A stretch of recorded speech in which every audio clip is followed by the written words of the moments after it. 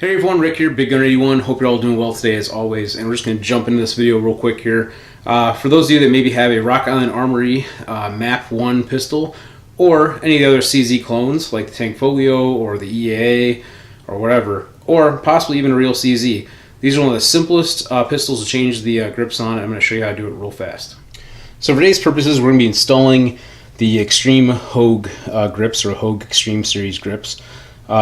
These are aluminum actually, and it's pretty simple. Okay, as always, before you begin working on your firearm, make sure it's safety checked, no cartridges in the chamber. Okay, so first off, what tools do you need? Well, screwdriver of some type. Most of these have flat blade screws, so you'll probably just need a flat blade screwdriver, but some may have something fancy on it, so you need whatever appropriate size driver to remove that one screw. And today we're going to be also installing the Hogue Extreme screws as well that go along with these grips. So this is very simple, very easy. It's going to happen pretty quick.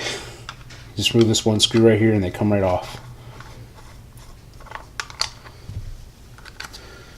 Just like so. So basically I'm going to repeat for the same thing for the other side.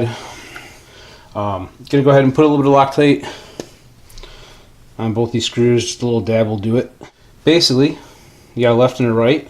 And these are again aluminum grips, and they just kind of go into place like so. There's just a little like ledge inside here that goes into this recessed area, or this open area, and put it right in like so. Go ahead and put our screw in place. Don't over torque them.